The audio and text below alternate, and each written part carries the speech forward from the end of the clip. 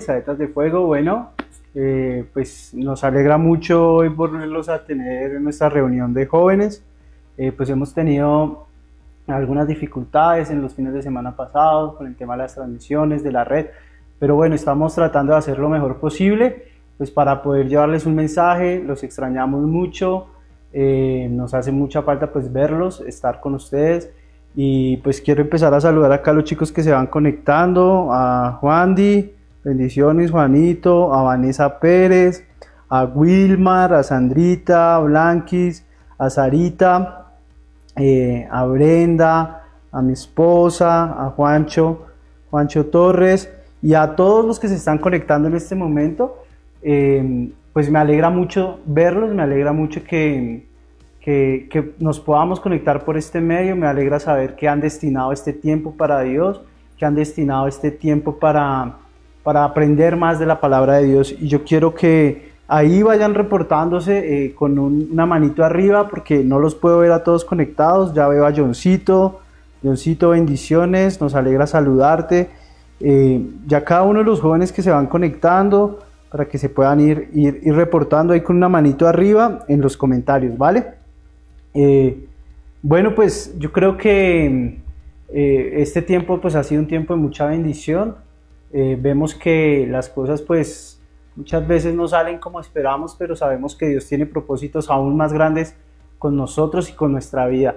Y quiero que tome este tiempo, que dediquemos este tiempo a Dios, que si usted de pronto está viendo la prédica y haciendo aseo, pare un poquito, siéntese, tome un lugar, disponga su vida, disponga su corazón, que este sea un tiempo para Dios. Muchas veces entramos en, no, es que como ahora la prédica es en el celular, entonces no, pues después la veo, o después la veo con detenimiento, o mientras estoy en el celular puedo ir haciendo otras cosas. Yo quiero que hoy disponga este tiempo para Dios. Déjelo las otras cosas que está haciendo. Va a ser una reflexión muy corta, muy breve, pero quiero que usted se tome el tiempo para poderlo digerir, para poder pensar en lo que hoy estamos hablando y para que tú puedas entender lo que la palabra de Dios nos quiere enseñar, ¿vale? Entonces, a Laurita Larcón, bendiciones, a Alejandro Castro, a Juliancho, qué alegría verte, Juliancho, conectado, a Jimé Lara, a todos los chicos que nos están siguiendo, muchas bendiciones. Nos alegra mucho tenerlos. Compartan esta predicación con sus amigos, compartan esta predicación con sus primos, sus familiares, con las personas que ustedes crean que Dios les puede hablar a través de esta palabra, ¿vale? Nos alegra mucho también ver cómo hemos tenido los jóvenes fieles que, a pesar de la distancia y que a pesar de que no podemos vernos físicamente, pues han estado presentes en los estudios bíblicos, han venido siguiendo las transmisiones de la iglesia. Yo creo que en esto nosotros también tenemos que ser disciplinados, porque decimos, bueno, no, yo después veo como la prédica y ya después la veo un poquito, pero se cortó, no, ya no me gustó. Entonces, pues todo esto de una u otra manera nos genera como la responsabilidad de estar recibiendo de Dios y dedicarle este tiempo a Dios. Es muy importante, chicos, que si vamos a hacer algo para Dios, hagámoslo con excelencia, dice su palabra, y que podamos hacer, si hoy vamos a recibir este mensaje, lo podamos hacer con el corazón dispuesto, en el lugar indicado, si es posible tomando nota, evitando cualquier distracción. Esta semana con mi esposa veíamos cómo estábamos viendo un video de cómo ser más productivos, y uno de los factores más influyentes en la productividad de nosotros los jóvenes es la distracción, que nosotros somos multitarea. Entonces podemos estar viendo la prédica, pero también podemos estar hablando un tema familiar en la casa, y también a la vez podemos estar dándole de comer a la mascota, y también podemos estar chateando con otra persona, y hacemos todo a la vez, pero a la final el mensaje que se queda como volando, y uno ni siquiera lo que estaba hablando, qué era lo que estaba diciendo, y no se acuerda. Entonces uno de los elementos distractores para uno ser eficiente son las distracciones, y ellos aconsejan que le dediquemos 90 minutos, hora y media, a lo que estamos haciendo, al objetivo principal, para que nosotros lo podamos cumplir con efectividad y ser cada vez más eficientes y muchos más productivos. ¿Listo? ¿Quién más está por ahí? Vanesita, Laura, Tatiana, Danielito, qué alegría verte, pa. Me alegra mucho que estés conectado. Geraldine, a Marta Solano, a Brenda que está en la casa, muy bien. A todos, nos alegra mucho, mucho saludarlos y quiero que allí donde usted está, incline su rostro en reverencia a Dios y que podamos orar y decirle, pues que este tiempo se lo queremos entregar a Él. Amado Padre, yo te pido que tú tomes este momento, tomes este tiempo. No queremos que sea una reunión más, ni que sea una transmisión más, ni que sea una prédica vista más, sino que sea un momento en el cual podemos nosotros conectarnos delante de ti, Dios. Podemos recibir el mensaje que tú tienes para nosotros, podemos interpretar tu palabra, la podemos discernir, Dios, y la podemos guardar en nuestros corazones. No queremos que sea una palabra más en la cual simplemente la escuchamos y sea como esa semilla que cayó en el camino, que vinieron los transeúntes, vino el viento y se la llevó y se perdió el mensaje, Dios, sino que queremos que esa semilla llegue a nuestro corazón y que la podamos hacer por obra. Amado Padre Celestial, en el nombre de Jesús, te alabamos y te adoramos. Amén y amén. Quiero que primero vayamos a la palabra de Dios, a 2 de Pedro 1, 5 al 8. Veo a Dieguito, a Gato, bendiciones, Gatico, me alegra verte, pa, te quiero mucho. A Cami Borrás también, parcero, de muchos años, me alegra que estés conectado, espero que puedas estar en toda la transmisión. A Roxana Martínez también. Y bueno, quiero que vayamos a 2 de Pedro, capítulo 1, del verso 5 al 8.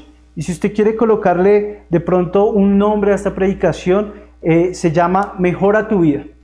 Y cuando uno habla de mejora tu vida es como ahora hay mucho coaching, y entonces el coaching es tienes que mejorar tu perspectiva, tienes que mejorar tus capacidades, tienes que mejorar la manera en que hablas, tus proyectos, todo lo que nos puedan decir. Y a mí se me viene a la cabeza, y lo vamos a hacer la analogía en este tiempo, es como por ejemplo, con mi esposa estamos haciendo un curso de repostería, entonces siempre que hacemos una receta algo nos sale mal. La última receta que yo hice se me olvidó echarle el huevo y ya cuando estábamos amasando me acordé que tocaba echarle el huevo y lo hicimos, pero no quedó como queríamos. Y la receta era muy práctica, la receta era una cosa acá, la otra cosa acá, 500 gramos de esto, 500 gramos de lo otro, tantos litros de agua, tanta sal, tanta esencia y lo tratábamos de hacer de la manera correcta, pero cuando íbamos a ver el producto final, pues no era tan delicioso. Y yo digo que para mejorar nosotros nuestra técnica en, digamos, haciendo pan o digamos que haciendo de pronto cualquier tipo de cosa, tiene que ser en base a los procedimientos y a las decisiones que nosotros estamos tomando y en base a la práctica. Y también tú lo puedes asemejar como con una persona que está teniendo un entrenamiento riguroso, un deportista de alto rendimiento. Si el deportista de alto rendimiento desconoce que es solo por el entrenamiento, las horas de entrenamiento que va a la cancha o que trota o que levanta pesas y descuida su alimentación, descuida de pronto el dormir bien, las horas de descanso, descuida también otro tipo de ejercicios, la natación, de pronto en el caso de los ciclistas o de los deportistas de mucho rendimiento, yo creo que ellos tienen que combinar varias disciplinas para poder obtener y sacar el mejor provecho de su condición física. Y así es la vida diaria y la vida cotidiana. Nosotros tenemos que sacar el mejor provecho de nuestras cualidades y de los aspectos en los cuales tenemos que entender que estamos mal. Y muchas veces no lo entendemos, muchas veces decimos, no, eso es normal, eso lo hace todo el mundo, pero Dios quiere que nosotros seamos mejores. Indiscutiblemente Dios quiere que nuestra vida cambie y que nuestra vida sea transformada. Y quiero que vayamos a 2 de Pedro 1, 5 al 8 y dice la palabra de Dios así: como ya tienen esas promesas, esfuércense ahora por mejorar su vida así. Este es un mensaje que nos da Pedro para mejorar nuestra vida. Dice, a la fe añádele un carácter digno de admiración. Al carácter digno de admiración añádele conocimiento. Al conocimiento añádele dominio propio. Al dominio propio añádele constancia. A la constancia, añádele servicio a Dios. Al servicio a Dios, añádele afecto a sus hermanos en Cristo. Y a ese afecto, añádele amor. Así todas estas cosas si todas estas cosas están presentes en su vida y aumentan, entonces no serán gente inútil y no habrán conocido en vano a nuestro Señor Jesucristo. Y miren cómo es la palabra de Dios. La palabra de Dios nos va mostrando un paso a paso. Digamos que es como una receta. Yo hacía la similitud como con una receta. Entonces digamos que para hacer pan son 500 gramos de harina. A la harina añádele huevo, al huevo y a la harina entonces añádele el agua, al agua y a esto añádele la sal, añádele la levadura. Bueno, en fin, una infinidad de cosas. Y el apóstol Pedro nos dice que si nosotros queremos mejorar nuestra vida, tenemos que añadirle a la fe una cosa, a la fe y a esto otra cosa. Y así sucesivamente, es como una escala. Entonces quiero que la empecemos a ver detenidamente. Dice la palabra de Dios que a la fe le añadamos un carácter digno de admiración.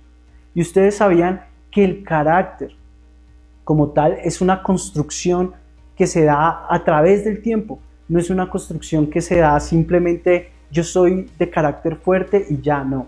Es algo que se va aprendiendo y que se va, digamos que de una u otra manera se va formando en el crecimiento. Y son hábitos de comportamientos que nosotros adquirimos de pronto de nuestros padres, que adquirimos de pronto de nuestros amigos en el colegio, en la universidad. Son hábitos de comportamiento que adquirimos con nuestras relaciones sentimentales, con los hombres, con las mujeres. Y todo esto, la palabra de Dios nos insta a que nosotros tenemos que tener un carácter digno de admiración. Y un carácter digno de admiración, no sé, usted traiga a memoria a alguien a que usted admire, de pronto por su paciencia, de pronto por su conocimiento, por su tranquilidad, por su sabiduría, por la paz con la que toma decisiones, porque ese es un carácter digno de admirar.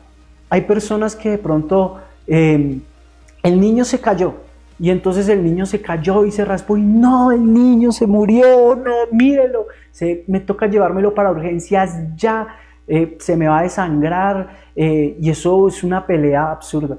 Pero entonces hay personas que, el niño se cayó, ven, ¿qué pasó? No, y con total tranquilidad lo pueden hacer. Muchas veces nosotros no tenemos un carácter digno de admiración. Y yo era una de esas personas. De pronto, a mí algo que me irritaba muchísimo era ir manejando y que me echaran pito. Y yo, no, pero ¿qué? ¿El carro le llegó con pito y no con freno? ¿Qué, hermano? No sé qué. Y me exasperaba totalmente. Y era una persona que en esos momentos perdía el control. Y muchas veces tuve encontrones feos con personas que si me están viendo en este momento, pido perdón, era el viejo hombre. Pero eran momentos en los cuales no tenía un carácter controlado por Dios y no te conocía esta palabra. Y tal vez lo suyo no sea el pito, tal vez lo suyo sea la ira, tal vez lo suyo sea cuando le dicen, oye, mira, estas cosas hay que corregirlas. O tal vez lo suyo sea, oiga, cuando usted escuche algo que a usted no le parece que es lo correcto, o escuche algo que es algo, no sé, que lo hiere. Muchas veces cuando nos tocan lo más íntimo, lo más sensible es cuando reaccionamos peor. Pues déjeme decirle que ahí en ese momento es cuando nosotros tenemos que tener un carácter digno de admiración. Dice que al carácter digno de admiración tenemos que añadirle conocimiento. ¿Y por qué es importante el conocimiento?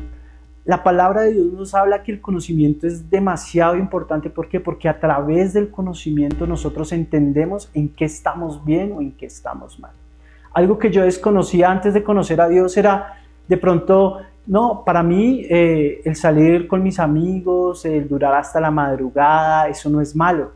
Eso pensaba yo y eso creía. Pero cuando llegué a la palabra de Dios entendí que era bastante perjudicial para mí, porque en esas salidas probé o me incitaron a hacer cosas que no debía hacer, a emborracharme, a consumir sustancias que nunca debí consumir, a hablar cosas que nunca debía hablar, a dudar de muchas tantas. de mi fe, de lo que quería para mi vida. ¿Por qué? Porque eso me lo permitió ver el conocimiento, pero ¿el conocimiento de qué? De la palabra de Dios. Y yo creo que un arma que está usando últimamente todo este sistema de globalización y este sistema de una u otra manera de gobierno, siempre el arma que ellos utilizan es que nosotros no conocemos y que nosotros no nos interesamos por aprender, no nos interesamos por saber en realidad qué es lo que está sucediendo. Y el desconocimiento es el arma más poderosa. La ignorancia es el arma más poderosa contra cualquier persona, no solo en el ámbito espiritual, sino en el ámbito laboral, en su familia. Por ejemplo, ¿cuántas familias se han destruido porque no hay conocimiento de los unos a los otros?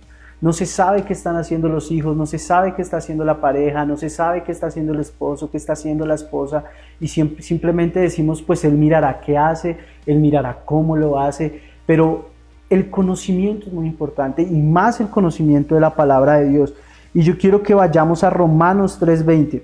Dice la palabra de Dios en la Reina Valera, dice, ya que por las obras de la ley ningún ser humano será justificado delante de él, porque por medio de la ley es el conocimiento del pecado.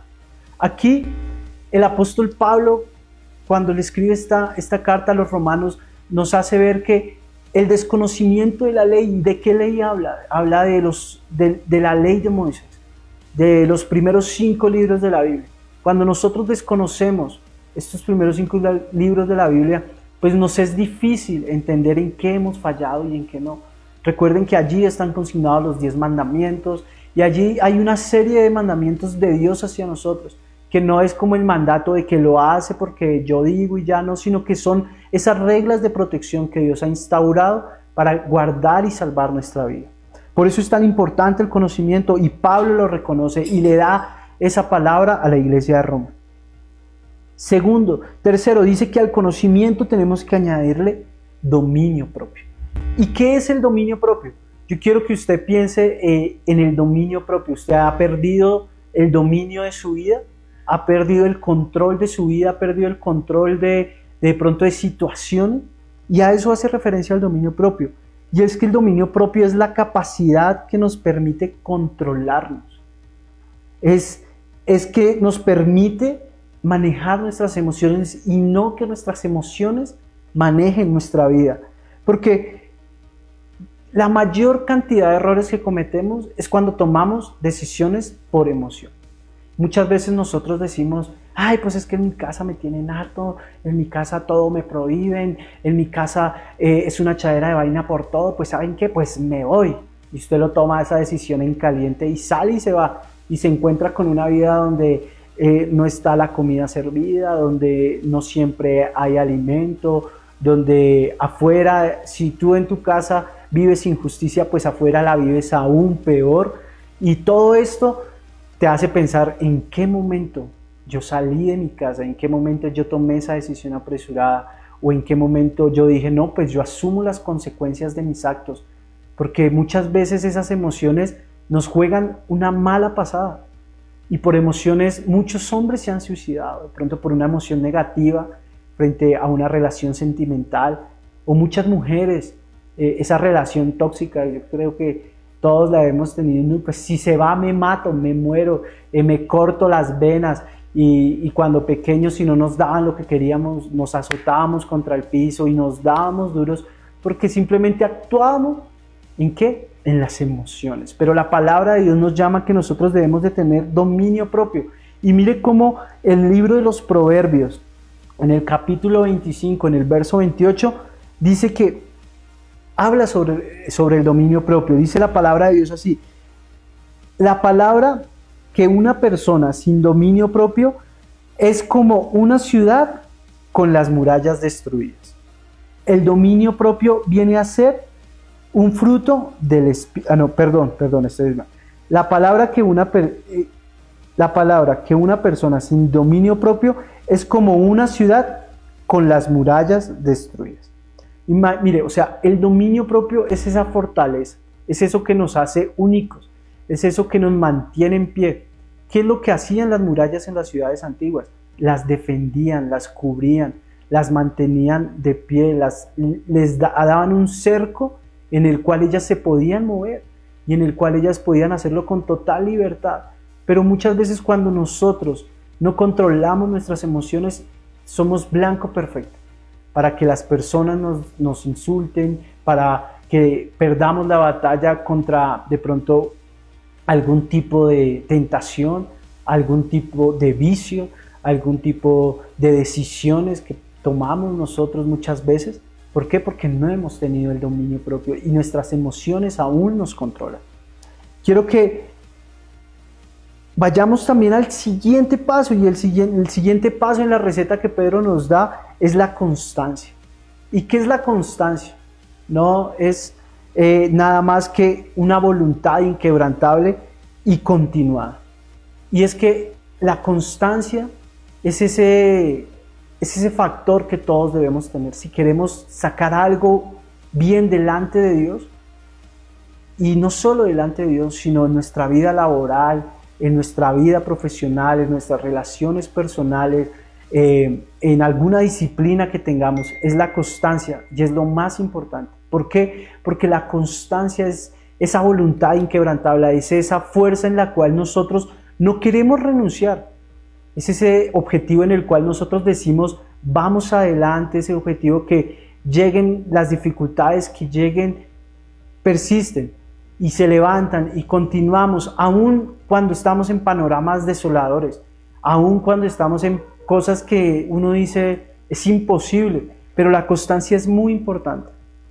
Y la constancia, claramente, si no está soportada o sobre la base del Espíritu Santo, pues va a ser muy difícil mantenerla.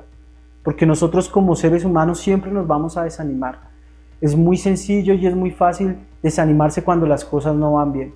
Cuando de pronto emprendes un proyecto o abres tu negocio con el mejor de los anhelos y con el mejor de las disposiciones, pero tú ves que preciso llegó la cuarentena, no tienes para pagar el arriendo, hasta ahora estabas acreditando el negocio y no hay manera de salir adelante. Pero si tú perseveras y si tú eres constante, las cosas van a empezar a salir bien. Porque muchos hemos tenido tropiezos, pero yo creo que si alguno de nosotros nos hubiésemos detenido en los tropiezos, pues hubiese sido algo difícil, porque allí estaríamos. Simplemente lo que nos queda es levantarnos, mirar hacia adelante y decir, no, hay que hacerle, y sin mirar atrás, prosiguiendo a la meta, porque la palabra de Dios es esa. ¿Listo? Y ahí es donde en realidad nosotros valoramos si tenemos constancia o no, cuando hay momentos difíciles. Yo creo que muchos de nosotros hemos tenido que vivir situaciones difíciles, y yo sé que más de un empresario que de pronto nos está viendo ha tenido muchos momentos de quiebra, muchos momentos en los cuales su negocio no da, en los cuales sus negocios no son lo que esperaba, o muchas veces inversiones que hemos hecho y que no han dado el resultado correcto. ¿Y esto ha sido por qué? Por de pronto malas decisiones o por tomar decisiones con las emociones, con la mente caliente. Pero si nosotros tenemos esa constancia en nuestros objetivos claros, y Pedro nos habla de tener constancia en la vida con Cristo, porque es que en la vida con Cristo es muy fácil desanimarse. Si yo quisiera poner mi mirada en el hombre, o si la hubiese puesto hace algún tiempo, yo creo que no estaría en ningún momento llevando este mensaje. O si de pronto yo hubiese querido colocar mi mirada en mi iglesia, en los pastores, en los líderes, pues hubiese sido muy difícil. Pero cuando mi relación con Dios me lleva más allá de lo que yo pueda ver, y mi relación con Dios me enseña el conocimiento que hemos adquirido, me enseña que no es por vista, sino que es por fe, y que no es por las personas que nos rodeen, sino es por Dios. Que cuando tú haces un servicio, que cuando tú haces una labor, que cuando tú tienes un trabajo, no lo haces de pronto por tu jefe, por recibir una recompensa, sino lo haces para agradar a Dios, pues ya todo el resto viene como un regalo, y así es la vida con Dios. Otra cosa que nos dice Pedro que tenemos que añadirle a la constancia es el servicio a Dios. Y ya tal vez de pronto ninguno de ustedes les sirva a Dios. Tal vez ninguno de ustedes diga, no, pero es que yo hasta ahora estoy aprendiendo de Dios, pero nunca le he servido a Dios. Pues déjeme decirle que servirle a Dios es muy sencillo. Servirle a Dios es reconocerlo. Servirle a Dios es entender que hay un Padre que está por encima de todo, que hay un Dios que está por encima de todo, que controla absolutamente cada una de las cosas que pasan en nuestra vida. Y cuando tú lo empiezas a reconocer, tú ya empiezas a servirle a Dios, porque tienes una actitud diferente, porque tú empiezas a ver que Dios empieza a obrar en tu vida. Tú empiezas a servirle a Dios de la manera en que tratas a tu esposa, de la manera en que tratas a tus hermanos, de la manera en que tratas a tus padres. Empiezas a servirle a Dios con las cosas que Dios te ha dado. Hace unos días hablaba con un joven y entendíamos cómo todo lo que Dios nos ha permitido tener ha sido simplemente por la voluntad de Él, porque no es que seamos los más preparados, no es que tengamos las mejores capacidades, no es que hayamos estudiado tal o X carrera, no, sino ha sido por la voluntad de Dios, porque hay muchas personas que están más preparadas que uno y por alguna circunstancia no han podido llegar a los lugares donde hemos llegado, no han podido tener los recursos o no han podido tener de pronto la fortuna de contar con un hogar, de contar con una esposa. Entonces, cuando nosotros entendemos que todo lo que tenemos proviene de Dios, es mucho más fácil entregar nuestras cosas a Dios y decir, bueno, voy a entregar mi tiempo, bueno, voy a servir con mis talentos, con mis dones, con mis capacidades a Dios. ¿Listo? Y al servicio a Dios tenemos que adjuntarle otra cosa, y es el afecto a los hermanos en Cristo. Y es que muchas veces nosotros, y digamos que este es un mensaje más a la iglesia cristiana, es difícil amar a los mismos hermanos de la iglesia. ¿Por qué? Porque entramos de pronto en juicios, de pronto entramos en cosas que muchas veces decimos, bueno, pero ¿por qué lo hace? Bueno, pero esto y lo otro, bueno, pero... Y vemos que hay personas que llegan y se van, que en un momento hacen una cosa, en otro momento hacen otra, y es muy difícil de pronto amar a una persona. Es difícil amar a los hermanos en Cristo, y más cuando de pronto no conocemos el trasfondo. Pero la palabra de Dios nos dice que debemos amarlos. Y en Marcos la palabra de Dios nos dice que el primer mandamiento es amarás a tu Dios por encima de todas las cosas. Y el segundo es amar a nuestro prójimo como a sí mismo. Y cuando tú entiendes que es amar a tu prójimo como a ti mismo, entonces te cambia la perspectiva. Entonces ya, por ejemplo, cuando hay un enfermo, ya tú lo abrazas, ya tú colocas los recursos necesarios para para lo que ellos necesiten, ya tú no los juzgas de la misma manera, sino que tú ya los empiezas a amar. Y ya tú empiezas a amar a tu prójimo como a ti mismo. ¿Y cómo tú te amas? ¿Tú te amas de qué manera? ¿De una manera descuidada o de una manera despreocupada? No, yo creo que todos nos amamos de una manera muy personal, muy diligente, nos arreglamos, nos invertimos, nos cuidamos en nuestra salud, cuidamos de nuestros seres queridos. Y ese es el amor que Dios quiere que tengamos por nuestros hermanos.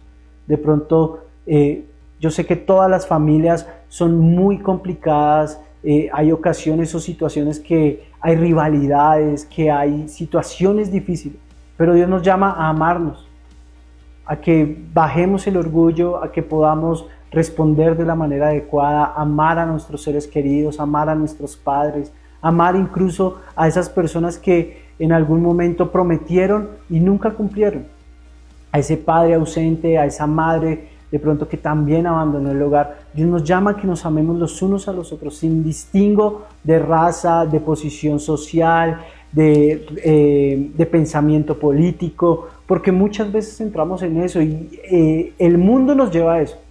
Entonces, si tú empiezas a ver redes sociales que no, que los paramilitares, que las FARC, que los petristas, que los uribistas, que Fajardo, que uno y que la otro, y entonces empieza a formar ese tipo de pensamientos que nos empieza a generar en nosotros.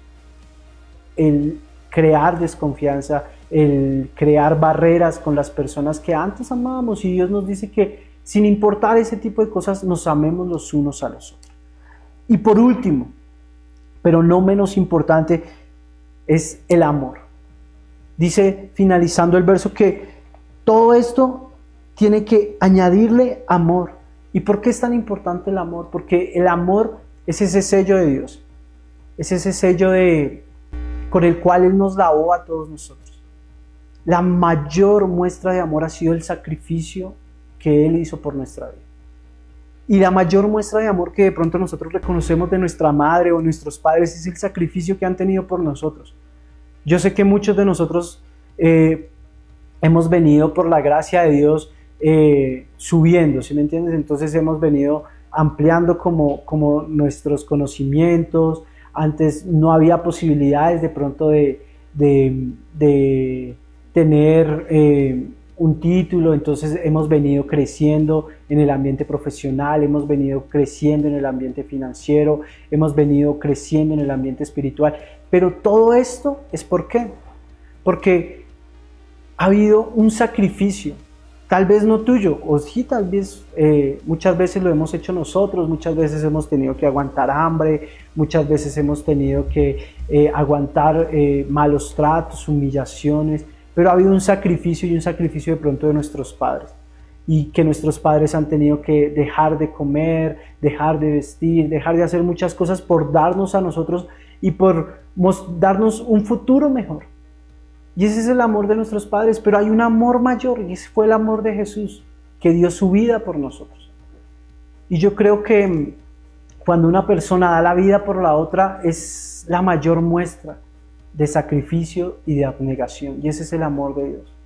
Por eso todas estas cualidades tienen que ir acompañadas de amor, porque si nosotros, digamos, hiciéramos todas las anteriores, pero nos faltara amor, sería una obligación, sería como cumplir un requisito. Pero cuando hay amor, hay motivación. Cuando hay amor, hay satisfacción. Cuando hay amor, hay alegría. Y yo les cuento, en mi vida matrimonial, llevo, pues, por la gracia de Dios, ya voy a cumplir 9 meses de casado. Y yo creo que ese ha sido un principio, que haya amor. Porque cuando uno hace las cosas sin amor, se vuelve en carga. Cuando uno hace las cosas sin amor, se vuelve en una obligación. Pero Dios nos llama a que hagamos las cosas con amor, y cuando hacemos las cosas por amor a nuestro cónyuge, por amor a nuestra esposa, por amor a nuestra familia, por amor a nuestra iglesia, todo se nos vuelve en un placer. Entonces, cuando tú le tomas amor de pronto a una disciplina, cuando tú le tomas amor a salir a trotar, cuando tú le tomas amor a aprender un nuevo idioma, le tomas amor a un instrumento, pues las cosas van a ser mucho mejor, porque ya no va a ser la obligación, y el día que tú no te encuentres motivado, lo vas a hacer. ¿Por qué? Porque hay amor, porque sabes que hay algo en ti que te lleva a hacerlo. Y el apóstol Pedro lo sabía, y dice, cito al finalizar, segunda de Pedro, capítulo